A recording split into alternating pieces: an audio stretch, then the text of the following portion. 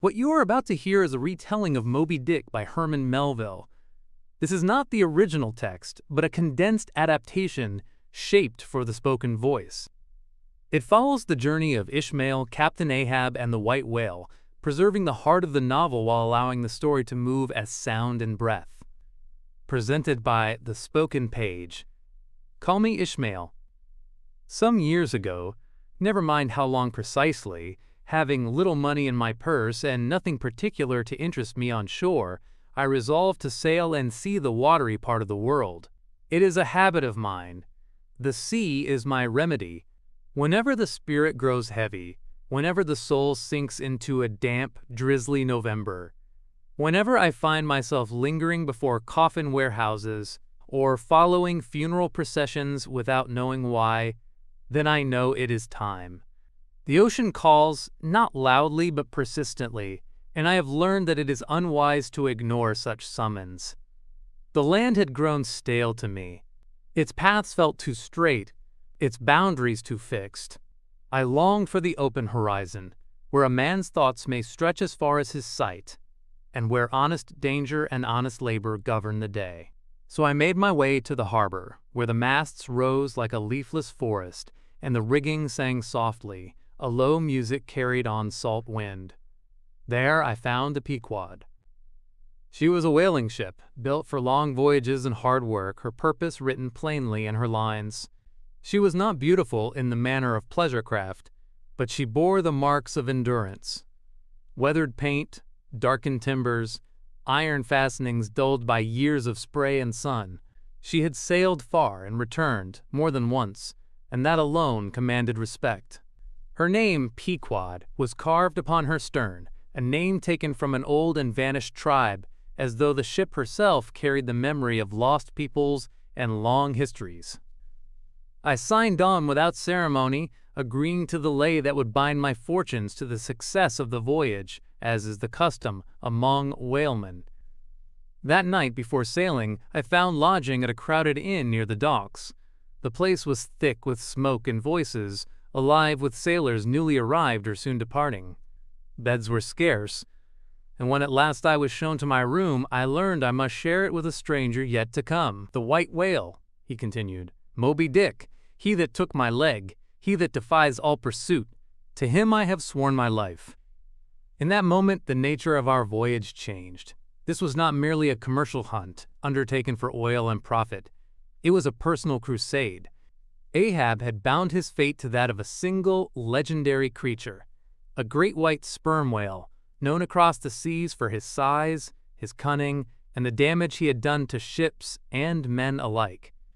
From that day on, the Pequod sailed under a double purpose.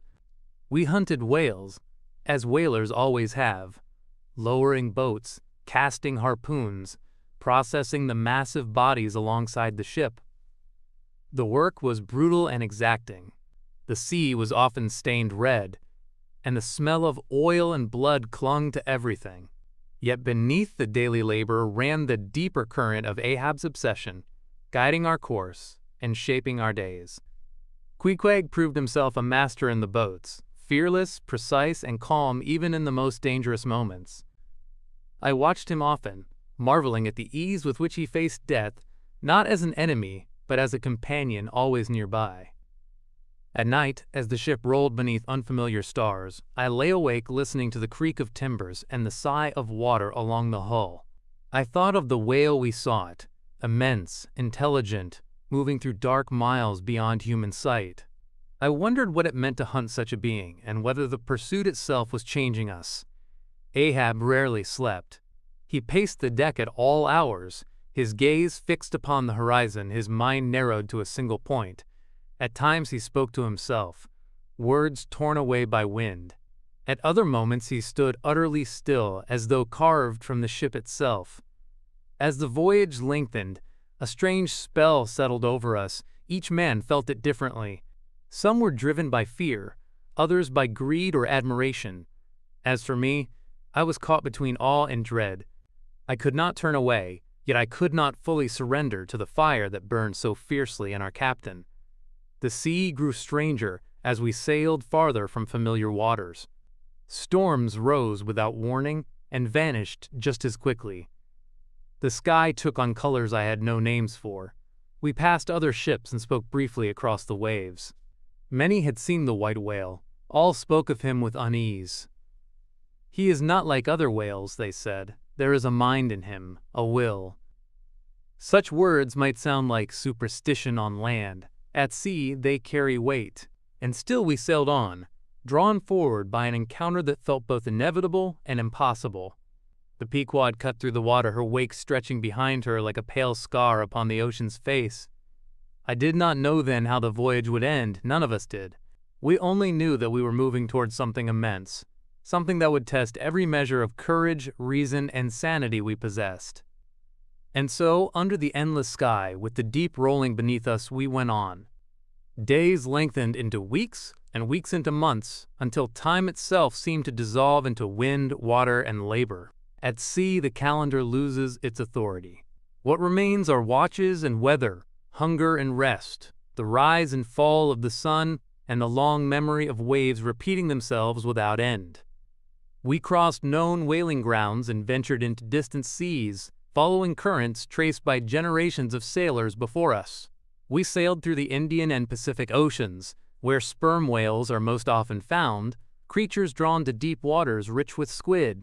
The charts were consulted, the winds studied, yet always Ahab pressed farther, driven less by navigation than by intuition sharpened into obsession. Whaling is no gentle trade. When a whale is sighted, the cry of "There she blows" cuts through every thought. Boats are lowered, oars strike the water, and men place themselves inches from death. The harpoon must be thrown true, for a wounded whale can smash a boat as easily as a man breaks a stick. Many have been dragged beneath the waves, never to surface again. These were facts every man aboard the Pequod understood. And yet we went willingly, again and again. In these hunts, I came to understand the strange bond between hunter and hunted. The whale is not merely prey, it is strength, speed, and ancient endurance made flesh. To face it is to confront something both monstrous and magnificent. Perhaps this is why Ahab's fixation took such hold. The whale was large enough to contain all the anger and defiance a man might pour into it. The white whale revealed himself only in signs at first. A shattered boat drifting empty, a length of chewed rope, a scarred whale fleeing at impossible speed. Each trace tightened the coil around Ahab's spirit. He spoke more often now, not to us, but to the sea, to the horizon, to the unseen presence he believed listened. Starbuck, the first mate, watched him closely. Starbuck was a capable sailor and a cautious man, deeply aware of duty and consequence. More than once, I saw concern written plainly on his face. He knew, as did some of us, that Ahab's purpose threatened to eclipse reason itself. Yet even Starbuck, who doubted most, found himself caught in the current. Authority, charisma, and fear are powerful tides. One night, beneath a sky crowded with stars, Ahab spoke openly of his philosophy. He declared that the visible world was but a mask, and that behind it lurked some malicious force striking through all things. To him, the white whale was that force made visible. To strike the whale was to strike through the mask and confront the hidden power behind existence itself. Listening, I felt both the grandeur and the danger of such thinking. There is something intoxicating in believing that the universe has a single enemy, a single meaning. It simplifies the world, even as it destroys the one who believes it too fiercely. At last, the signs grew unmistakable. Birds circled endlessly over certain waters. The sea took on a strange agitation, as though stirred from below. Then came the cry, sharp and undeniable, "White whale!" What followed unfolded with terrible speed. The whale rose from the depths like a living island, vast beyond imagination. His whiteness was not pure, but scarred and weathered, marked by years of survival against iron and rope. His size alone defied reason. Sperm whales are the largest toothed predators on Earth, and this one seemed to embody the full measure of that power. The first encounter ended in chaos. Boats were smashed. Men were lost. The whale vanished as suddenly as he had appeared, leaving wreckage and silence behind. Yet Ahab was not shaken. He was exalted. The chase resumed days later, then again the next. For 3 days, whale and ship circled one another in a deadly dance. Each day brought fresh destruction. Each night brought fewer men. On the final day, the sea itself seemed to hold its breath. Ahab stood in the lead boat, lashed upright, his face burning with purpose. When he cast his harpoon, it was not merely iron he hurled, but every grievance, every wound, every unanswered question of his life. The whale answered. With a force beyond calculation, Moby-Dick turned upon the Pequod. The ship shuddered, split, and began to sink. Wood cracked. Water surged. The world became motion and sound and terror. I was thrown into the sea. Cold closed around me. The ship vanished beneath the surface, drawn down into the depths she had crossed so faithfully. Of all who sailed upon her, I alone remained, buoyed by Queequeg's coffin, an object shaped for death, now transformed into an instrument of life.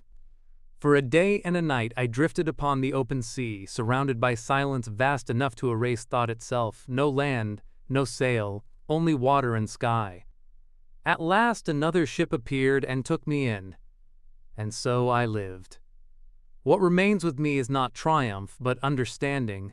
The sea is immeasurable. The whale is not evil. And man, for all his will and intellect, is small. Capable of greatness, yes, but also of terrible blindness. Call me Ishmael. I have seen the cost of obsession and the mercy of chance. And know that I have seen a man set himself against the world, and the world did not yield. And as long as the world keeps offering horizons, and the human heart keeps reaching for them, this story will never truly be finished.